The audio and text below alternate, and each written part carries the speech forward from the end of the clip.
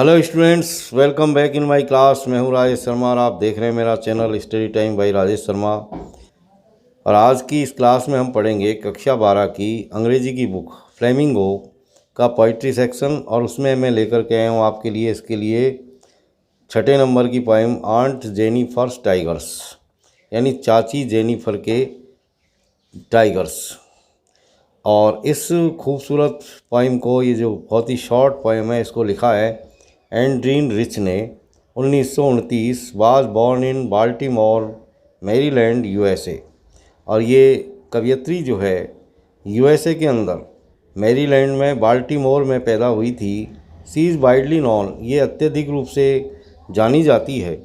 किसके लिए? For her involvement, अपने इन्वॉल्वमेंट के लिए, अपने किस चीज़ में इन्वॉल्वमेंट के लिए? In contemporary women's movement as a poet and theorist. यानी उस समय के जो कंटेम्प्रेरी जो वीमेंस मूवमेंट था, यानी समकालीन महिला जो आंदोलन था, उसमें अपने इन्वॉल्वमेंट के लिए एक पोइट के रूप में और एक थियोरिस्ट के रूप में जानी जाती है। She was published 19 volumes of poetry. इनके 19 वॉल्यूम्स प्रकाशित हुए हैं पोइट्री के। 3 collections of essays and other writings. इसके अलावा एसेज के 3 कलेक्शंस भी पब्लिश हुए हैं और अदर राइटिंग्स और दूसरे लेख भी। A strong resistance to racism and militarism echoes through her work. यानी इनके कामों के द्वारा स्ट्रॉन्ग रेजिस्टेंस ऑफ रेसिज्म और मिलिटरिज्म इको होते हैं, प्रतिध्वनित होते हैं। यानी रेसिज्म के खिलाफ ज़बरदस्त एक तरह से रेजिस्टेंस यानी विरोध, और मिलिटरिज्म यानी सैन्यवाद, ये जो चीज़ें हैं ये इनके खिलाफ थी। और ये सारी चीज़ें इनके लेखों के द्वारा इको होते हैं, प्रतिध्वनित होते हैं, यानी इनकी लेखन में ये चीज़ें दिखाई देती है। The poem Aunt Jennifer's Tigers addresses the constraints of married life a women's experience. प्रस्तुत जो कविता है आंट जेनिफर्स टाइगर्स, ये एड्रेस करती है the constraints of married life a women's experience, यानी किसी भी महिला के शादीशुदा जीवन के जो एक्सपीरियंस है, जो अनुभव है और जो बंधन है, उनको ये दिखाती है। तो आइए शुरू करते हैं इस कविता को। Aunt Jennifer's Tigers prance across a screen. अब यहाँ पर कुछ जो डिफ़िकल्ट वर्ड्स हैं वो भी हम देखेंगे।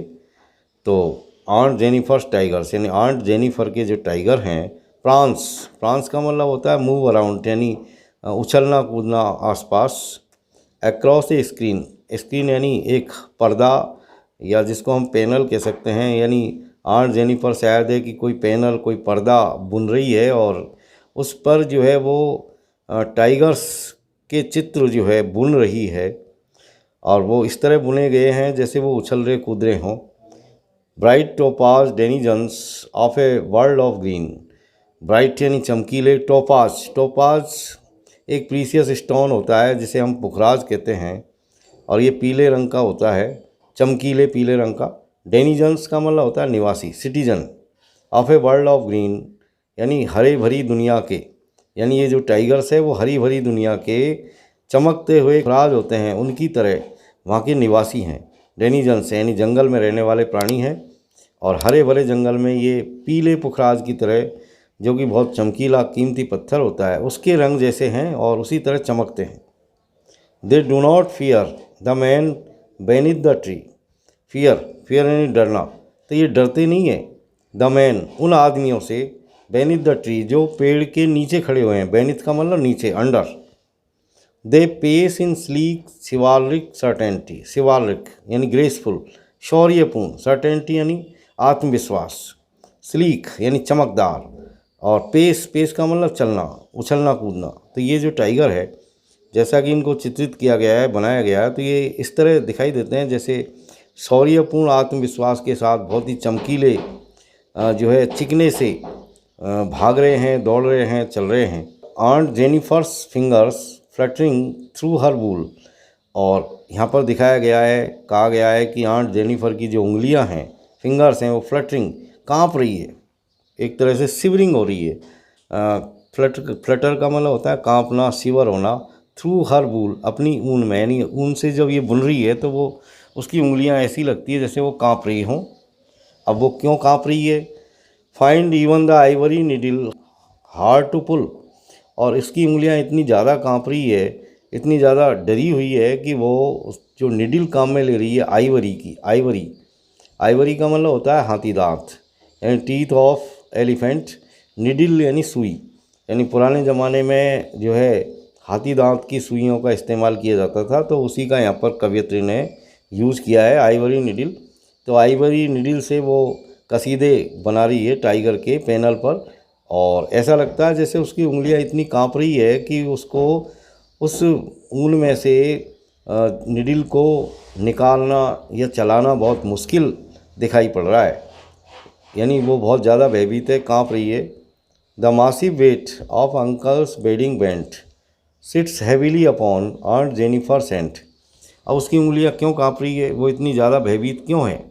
तो यहाँ पर किसी भी शादीशुदा महिला के जो शादी के बंधन होते हैं, और चूँकि यहाँ पर आंट जेनिफर भी एक शादीशुदा महिला है, और कवयित्री ये कहना चाहती है कि शादीशुदा ज़िंदगी के कारण किसी भी महिला का जो जीवन है वो आज़ाद नहीं रहता, वो लिबरल नहीं रहता, उसको फ्रीडम नहीं मिलती, और वो जो है एक तरह से गुलामी का जीवन जीती है। तो इसी चीज़ को यहाँ पर दिखाया गया है कि उसकी जो उंगलियां हैं वो इसलिए काँप रही है क्योंकि उस एक मासिव वेट, यानी एक बहुत भारी वजन, जो कि अंकल वेडिंग बेंट, यानी अंकल की जो शादी के जो बंधन है वो उसके हाथों पर जो है भरा हुआ है, उसके ऊपर पड़ा हुआ है, उसी कारण उसके हाथ चल नहीं रहे हैं, वजन से दबे जा रहे हैं अपनी जिम्मेदारियों से।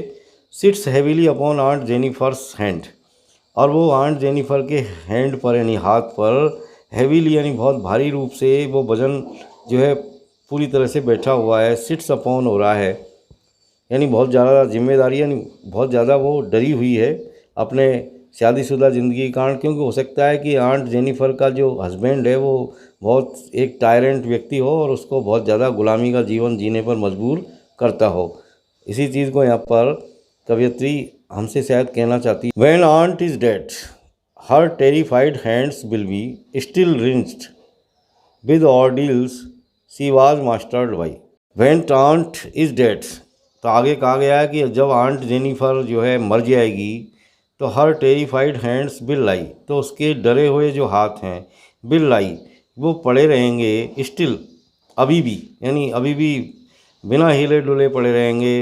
रिंग्ड विद ऑर्डिल्स, रिंग्ड यानी घिरे हुए हैं, जो कि चूँकि यहाँ पर ये कहा गया है कि भाई वो बहुत बुरी तरह से घिरी गई है या घिरी हुई है, विद ऑर्डिल्स यानी कठोर अनुभवों से। ऑर्डिल्स का मतलब होता है हार्ड एक्सपीरियंसेस, तो वो पूरी तरह से उन हार्ड एक्सपीरियंस से घिरी हुई है। सी वाज मास्टर्ड बाई, और वो हमेशा ही मास्टर्ड बाई हुई है, यानी अंकल के द्वारा जो है मास्टर की गई है। कहने का मतलब अंकल ने हमेशा उसके ऊपर राज किया है, एक तरीके से उसको गुलाम बना करके रखा है। The tigers in the panel that she made will go on prancing proud and unafraid. अब चूंकि चाची मर जाएगी और वो अभी भी मरते वक्त भी वो डरी हुई सी दिखेगी, लेकिन उसके बनाए हुए जो टाइगर हैं जो आज बिल्कुल निडर हैं, पैनल पर उछलते कूदते चल रहे हैं और बिल्कुल निडर हैं और बिल्कुल आज़ाद भी है। और उनके यानी चाची के मरने के बाद भी वो पैनल पर, पर्दे पर जो बनाए हैं चाची ने उनको, वो फिर बाद में भी इसी तरह उछलते कूदते रहेंगे बड़ी आज़ादी के साथ, बिना डरे हुए, निडर। यहाँ पर एक तरह से चाची जो कि एक डरी हुई है और जो टाइगर्स हैं वो बिल्कुल निडर है। तो ये एक कंट्रास्ट यहाँ पर दिखाया है कवयित्री ने। अब चूँकि चाची की जो इमेज यहाँ पर प्रस्तुत हुई है कवयित्री के द्वारा, वो एक डरी हुई महिला के रूप में हुई है, और उस डरी हुई महिला ने यानी चाची ने जो अपने टाइगर बनाए हैं वो निडर बनाए हैं, यानी चाची भी निडर रहना चाहती है, या अपने मन के अंदर जो निडरता की भावना है चाची अपने टाइगरों के द्वारा हमारे सामने प्रस्तुत करती है। यानी उसकी मृत्यु के बाद भी उसके बनाए हुए टाइगर उसके पैनल पर जो उसने बनाए हैं वो निडरता के साथ, आज़ादी के साथ, बड़े गर्व के साथ प्रांसिंग करते रहेंगे, उछलते कूदते रहेंगे। Dear students, that's all for today. See you again in next video. Till then keep watching my videos. Have a nice time. Thank you very much for watching.